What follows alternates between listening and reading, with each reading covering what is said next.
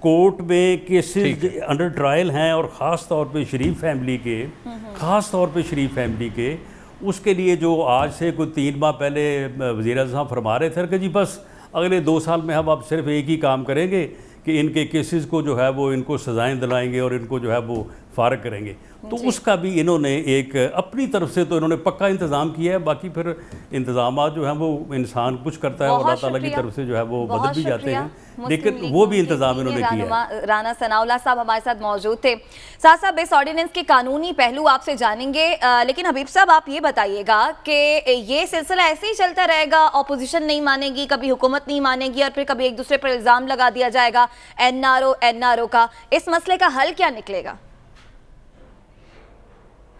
عمر رباب, میں سمجھتا ہوں کہ یہ معاملہ پاکستان کے اندر صرف نیب کی حد تک نہیں ہے, بلکہ آپ دیکھیں گزشتہ اپنے 72 تاریخ میں ہم یہ دیکھ رہے ہیں کہ کیا حبیب صاحب آپ کی آواز جو پولیٹیکل انٹرفیرنس سے بچا ہے. جی اب آ رہی ہے؟ جی آواز ٹھیک آ رہی ہے. اچھا دیکھیے, ہمیں یہ دیکھنا ہے کہ کیا ایسا کوئی ادارہ ہے جو پولیٹیکل انٹرفیرنس سے بچا ہے. پاکستان میں سب سے پہلے پولیس بدنام ہوئی, اور آج آپ دیکھیں کہ جہاں جہاں پولیس کی ضرورت تھی وہاں آپ کو کہیں ایف سی لگانا پڑ رہی ہے, کہیں آپ کو رینجرز لگانا پڑ رہے ہیں. اس کے بعد پھر آپ دیکھیں کہ پاکستان میں عدلیہ کی جانبداری کے اوپر سوال اٹھنا شروع ہوئے. اس کے بعد الیکشن کمیشن کی جانبداری کے اوپر, غیر جانبداری کے اوپر سوال اٹھنا شروع کے بعد یہاں تک آ گئی کہ پاکستان کے محترم اداروں کے حوالے سے سوالات اٹھنا شروع ہو گئے. اور نیب جو ہے وہ گزشتہ 3 سال سے اسی ٹکٹکی پر کسا ہوا ہے کہ روزانہ کی بنیاد پہ اپوزیشن اسے کوڑے مار رہی ہے. آپ ذرا یہ دیکھیں کہ پاکستان کے اندر بحران صرف نیب کا نہیں ہے, پاکستان کے اندر بحران کسی ایک چیز کا نہیں ہے. اس کا مطلب یہ ہے کہ پاکستان کے اندر ادارے اپنا جواز اور اپنا وجود اور اپنا اعتماد کھوتے چلے جا رہے ہیں. ہمیں آج پٹواری پہ اعتماد نہیں ہے, پٹواری سے لے کے صدر تک. ابھی آپ کے سامنے صدر کی بات ہو رہی تھی نا, کہ صدر مملکت مشاورت کریں گے, صدر مملکت ایسا کریں گے. تو ہمارا بحران بہت ہی گمبھیر ہے, بہت ہی گہرا ہے. نمبر 1 یہ ہو سکتی ہے کہ ہم سارے بحثیت اجتماعی اتنے نالائق لوگ ہیں کہ اپنے ادارے بنانے اور چلانے اور ان میں ترمیم کرنے کی اہلیت جی حبیب صاحب ترمیم کی ہے. وہاں پہ ہم دوسری ایک پارٹی اٹھتی ہے اور کہتی ہے کہ تم نے یہ ترمیم دراصل اپنے فلاں مقصد کے لیے حاصل کی ہے, تم نے اپنے آپ کو این آر او دی ہے, تم نے کسی دوسرے کو این آر او دے دیا ہے. اس کا مطلب یا تو یہ ہے, یا دوسری بات یہ ہے کہ ہمارے وہ مردان کار جنہیں ہم سمجھتے ہیں کہ یہ ادارے چلا سکتے ہیں, میرا خیال ہے کہ پھر ہم بہت ہی غلط سمجھتے رہے ہیں. ساتھ صاحب آپ کی جانب آئیں گے, کہا جا رہا ہے کہ کچھ ایسی ترامیم بھی ہیں جس سے بیوروکریسی کو موقع ملے گا کہ وہ کھل کر کام کر سکے. ایک تو یہ بتائیے گا.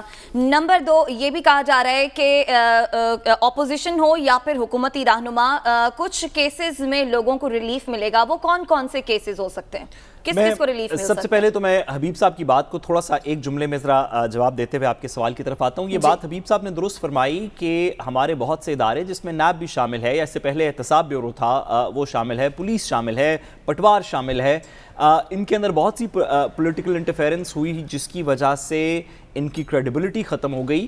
لیکن ان اداروں کو بلیم کم کرنا چاہیے اور ان پولیٹیکل پارٹیز کو زیادہ بلیم کرنا چاہیے جنہوں نے انٹرفیرنس کی.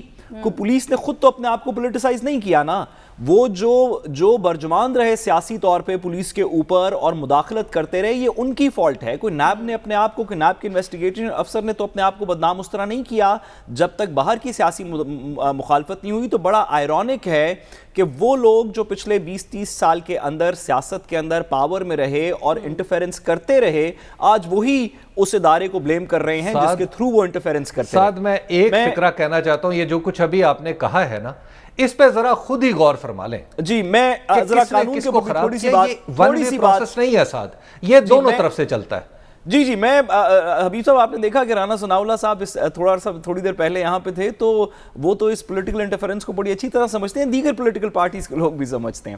میں قانون کے اوپر تھوڑی سی بات کروں کہ دیکھیں, اب سے کچھ عرصہ پہلے جو نیب کی آرڈیننس کی ترمیم جو گورنمنٹ نے پریزنٹ کی تھی وہ بڑی اسپیسیفک تھی, یا جو ڈسکشن کے اندر آ رہی تھی وہ بڑی اسپیسیفک تھی, اور وہ چیئرمین نیب کی کچھ پاورز, کچھ ری اپوائنٹمنٹس اور اس کے پروسیجر کی حد تک محدود تھی. یہ جو نیب کا آرڈیننس ہے یہ اس کے اندر بہت واسٹ قسم کی امینڈمنٹس کی گئی ہیں. सारी अमेंडमेंट से हम एग्री नहीं कर सकते, सारी अमेंडमेंट्स को कोई भी मेरा ख्याल, और सारी अमेंडमेंट्स को तनकीद का निशाना भी नहीं बना सकते। कुछ इसके अंदर अच्छी चीज़ें हैं, कुछ इतनी अच्छी चीज़ें नहीं।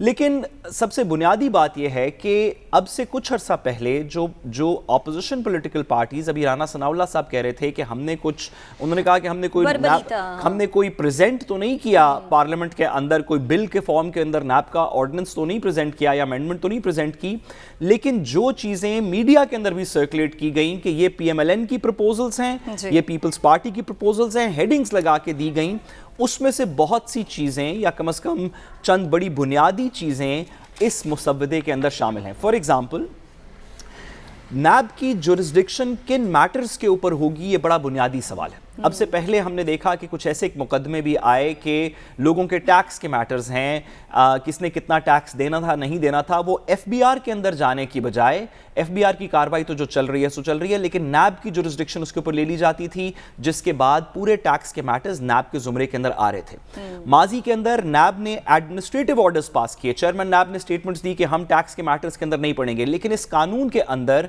वो चीज़ें नैब की जुरिस्डिक्शन से निकाल दी गई हैं और ऑपोजिशन की एडवाइस भी यही थी या उनकी रिकमेंडेशन भी यही थी कि नैब के अंदर नहीं फॉल करनी चाहिए। कुछ ऐसे सियासी फैसले जहां पे नीचे से प्रोजेक्ट तैयार होता है और तैयार होते होते फाइनल अप्रूवल के लिए किसी सियासतदान के पास या किसी सीनियर ऑफिशियल के पास जाता है और वो गुड फेथ में, कानून की टर्म गुड फेथ के अंदर वो उसको साइन कर दे, तो अब से माजी के अंदर हमने देखा कि इस तरह के बहुत से मुकदमे सियासतदानों के खिलाफ किए गए, बड़े सीनियर ब्यूरोक्रेट्स के खिलाफ किए गए, जहां पे एडवाइस और प्रोजेक्ट नीचे से आया था और उन्होंने आखिरी सिग्नेचर उसके ऊपर किया या अप्रूवल दी या दीगर चीजें की। ऑपोजिशन पॉलिटिकल पार्टीज बार बार कहती रही कि ऐसी सिचुएशन के अंदर जहां पे सियासतदान ने खुद पैसे नहीं बनाए या ब्यूरोक्रेट ने खुद पैसे नहीं बनाए और उन्होंने गुड फेथ के अंदर फाइनल सिग्नेचर उसके ऊपर फिक्स किया है, तो उसको नैब की जुरिस्डिक्शन से बाहर होना चाहिए। यहाँ पे भी उन मैटर्स को इस जुरिस्डिक्शन से निकाल दिया गया। नैब की अदालतों के बारे में बहुत अरसे से बात हो रही थी कि अदालतें ज़्यादा होनी चाहिए, उनके अंदर तैनाती एक पर्टिकुलर तरीके से होनी चाहिए। हमने देखा कि माजी के अंदर भी और अब भी जो एविडेंस रिकॉर्ड करने का तरीका है, वो उस तरीके के ऊपर बड़ी बहस हुई कि मैंने तो कोई और स्टेटमेंट दी थी, यहाँ पे कुछ और रिकॉर्ड कर दिया गया। जो लोग मुल्क से बाहर हैं उनकी टेस्टमनी कैसे रिकॉर्ड की जाएगी, कोई स्काइप पे आएगा, कोई नहीं आएगा। इसहाक डार साहब के बारे में इस तरह की बातें होती रही, दीगर लोगों ने इस तरह की टेस्टमनीज देने की कोशिश की, तो अब कानून के अंदर वो चीज़ें इंक्लूड कर ली गई हैं। वही डिमांड्स जो कुछ पॉलिटिकल ऑफिस होल्डर्स कह रहे थे कि हम इंग्लैंड में हैं, लंदन में हैं, हमारी टेस्टिमनी यहां से रिकॉर्ड कर ली जाए और कानून में इजाजत नहीं थी, वो चीजें भी इंक्लूड कर ली गई। इसके साथ साथ कुछ ऐसी चीजें भी हैं जिन पे बड़ी सीरियस तनकीद हो सकती है, बहुत सीरियस नैब की तनकीद होनी चाहिए। मैं नैब के कानून की तरामीम के खिलाफ हूँ फॉर द मोस्ट पार्ट। मेरे ख्याल में कि इनको वीकन किया जा रहा है, नैब इसके बाद उतनी मौसर शायद ना रह जाए जितनी नैब को होना चाहिए, लेकिन ऑपोजिशन पॉलिटिकल पार्टीज की बहुत सी बातें इसके अंदर शामिल की